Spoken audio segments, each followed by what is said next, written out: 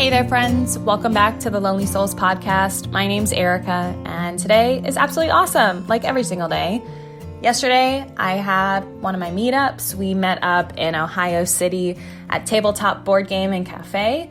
There were about 15 of us. We had a really cool time. None of us had played board games together, so this was quite a new experience. I haven't played board games with anybody else other than my husband.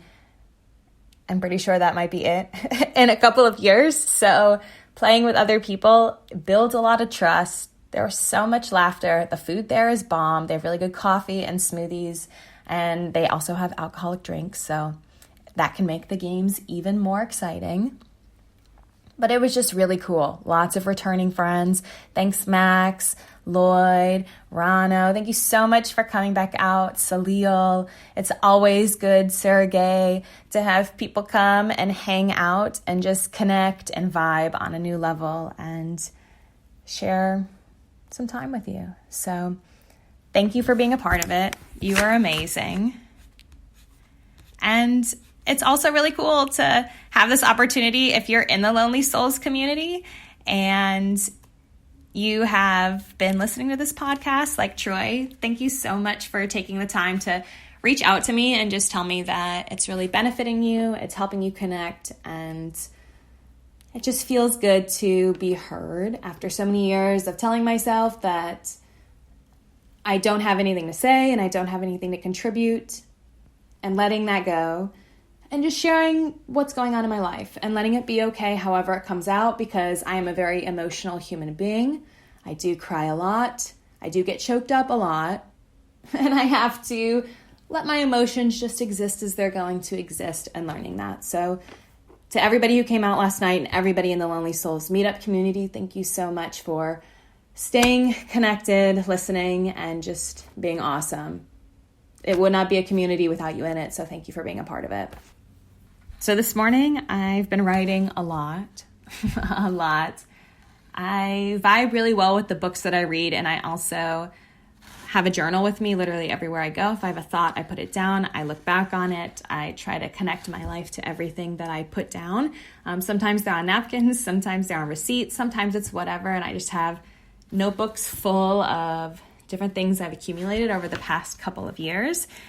So I'm trying to start now logging the process of creating a podcast and the topics and discussions, because I think that creating a podcast is something that anybody can do. You're literally just expressing your truth or whatever the topic is and putting it out there, because essentially it could connect with seriously one person, even if that's you or somebody else. Or if you're not into putting out a podcast, just the fact that me sharing this with you means a lot. So I've been logging a little bit, and here are some of the things that we talked about last night. One of the biggest ones was how we as a society have become blinded to what's really going on in the world, where we are extremely focused on everything else and everyone else around us, almost to please everybody else, to make everybody else happy, to not feel like we're letting anybody down, when if we focused all of that energy back into ourselves, of making sure we don't let ourselves down, making sure that we're doing the best for us at all times without judgment, because you matter most in your world, right? And so we started talking about this. We were talking about books last night. We were talking about Netflix shows, and it was just really interesting to hear everyone else's perspective based on this general idea. So that was a really cool topic.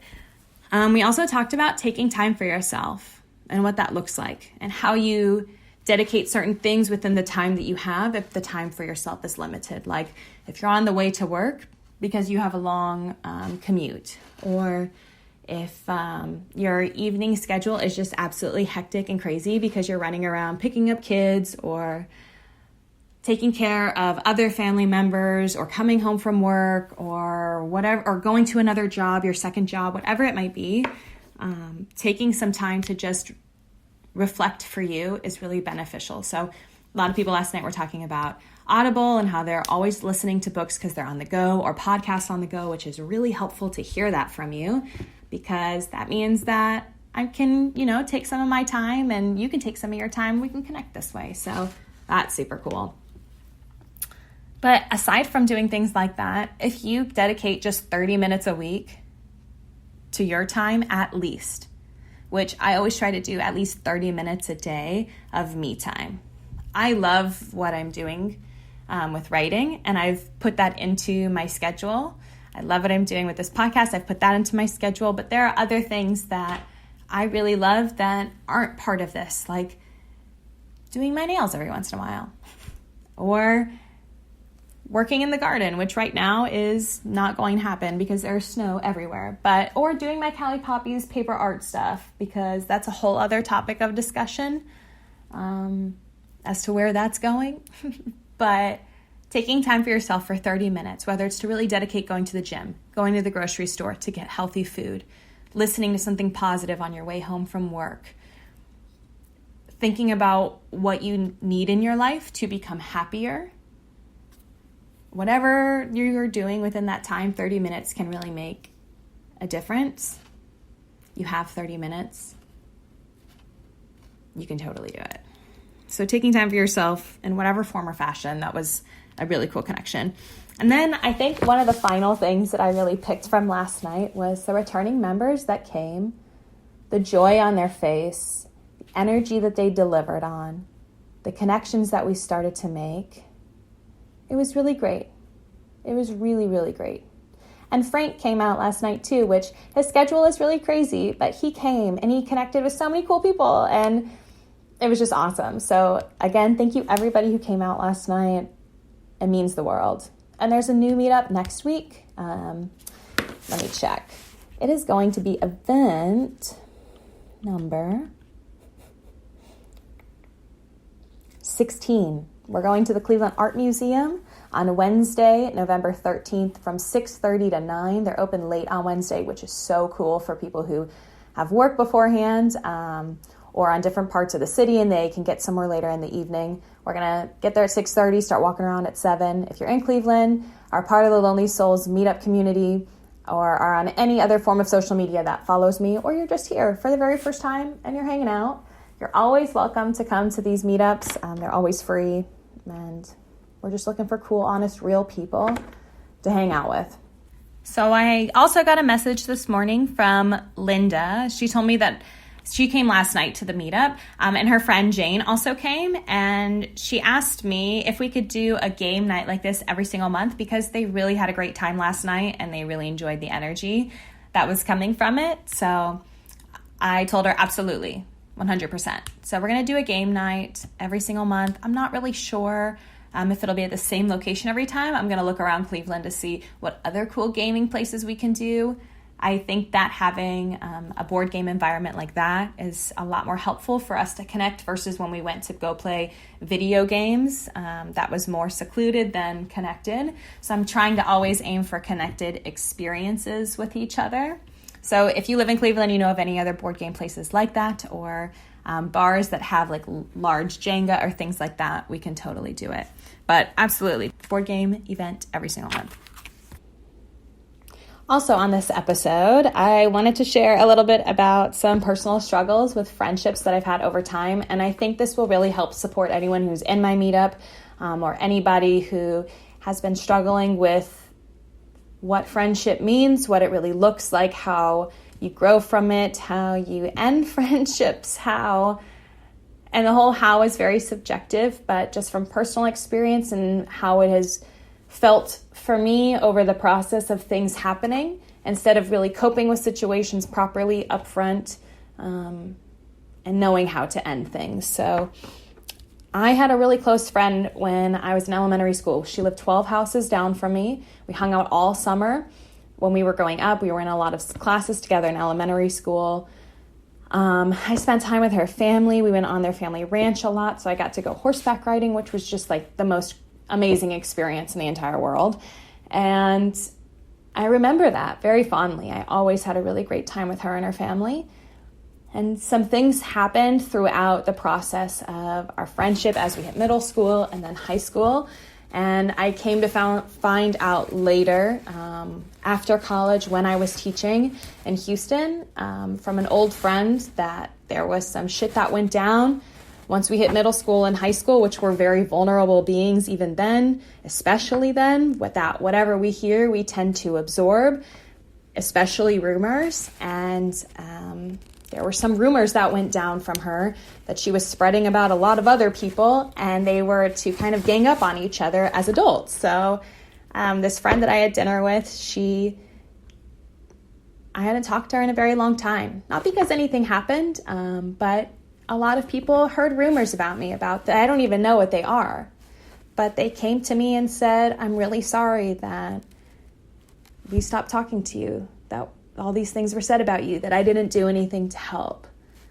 And then I started really thinking, probably about a couple of months ago, about, okay, well, if that happened, why is it still bothering me? Why am I struggling still with friendships because of an experience like that? So I went deeper to kind of go into the root of maybe I haven't really coped with that experience from when I was a child of losing somebody who then did something behind my back that then created the outlook for my future of dealing with friends. And I'm not blaming her, but I think the cycle of what had happened and not having an adult to properly support me through losing somebody kind of fucked me up.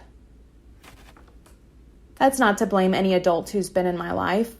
They did the best that they could with what they had, with what they knew.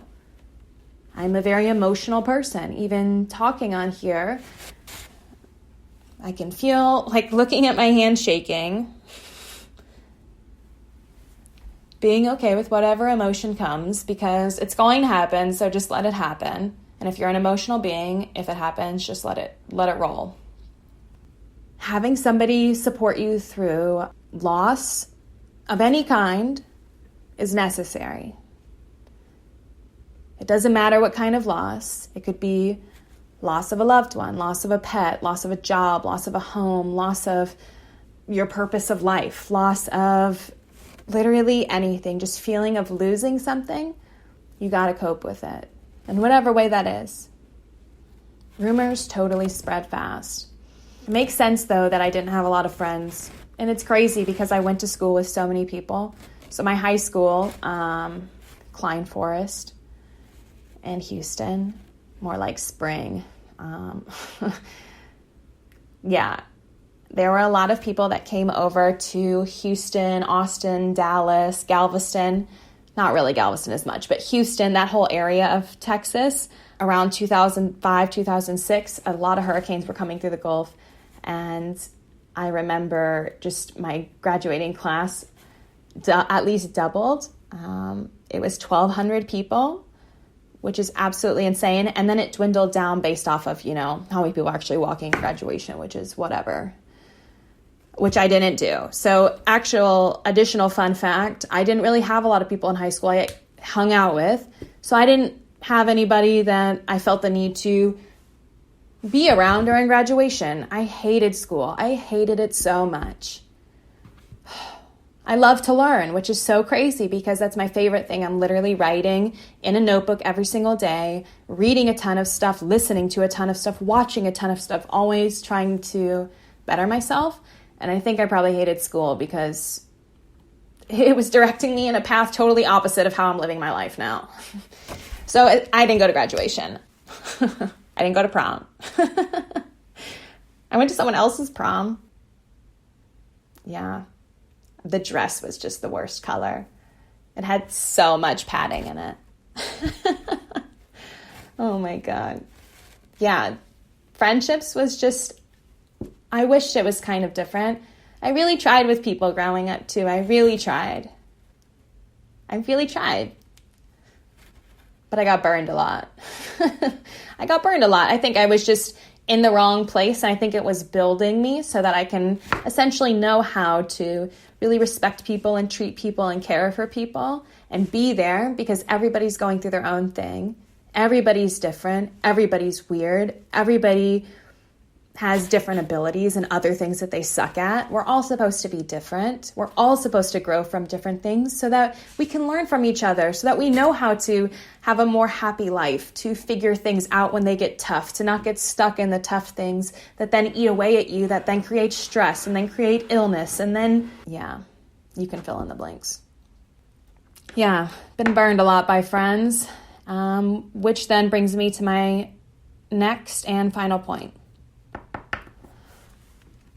I thought growing up that when you end a friendship, you just block that person from your life. Because that's the only way that I'd been shown how to end a friendship. The only way. Because that's all that had ever been shown to me. And I didn't know that I should ask if there was another way. How am I supposed to know that? I didn't have somebody in my life who ever showed me how to grow from people. They would just say, you probably shouldn't be friends with them anymore. And I would think, oh, maybe. And then I think, oh, maybe not, because, you got to follow with your gut and what your heart tells you. But when your head and your gut and your heart are all misaligned, you have no idea what's going on. So I didn't know. And the past couple of years, I had to end some friendships, some of which are family friendships. And part of me has struggled and dealt with grief with that, and shame, and regret, and sadness. But I shut people out because, 1, I didn't know how to properly end friendships. I felt that, 2, our friendships were just extremely surface level, and when a deep conversation was brought up, barely anything was contributed. I always felt that I was working harder. And I love to put in more effort in everything that I do. I'm always a believer of 51% in everything that I do, where the other person is 49%. But this was getting to the point of me being 60%, 70%, 80%, 90%. I've had friends like that my whole life. I don't want to feel like I'm chasing you. And I don't want to feel like I have to lift you up when your shit is so bad because you're doing it to yourself. I am focusing on my shit because my shit's been all out of whack. I'm not ashamed of saying that because I know I'm going to get it together, and I know I'm going to help a lot of people get their shit together.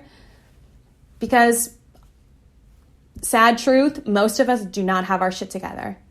Not just in our 20s, not just in our 30s, not just in our 40s or 50s or 60s or 70s. It's all the way up. Most people do not have their shit together. So this shout out goes out to the people that I have burned and shut out and kicked out of my life. I'm sorry that I shut you out. I did not know any better. And now I know. So if you come across this episode anytime in the future from this point today, November 8th, 2019, if you listen to this episode and you hear what I'm saying, this goes out to Katie, Bailey, Rika, Jamie, Natalie, Brittany, Karishma, Andrew, Vanessa,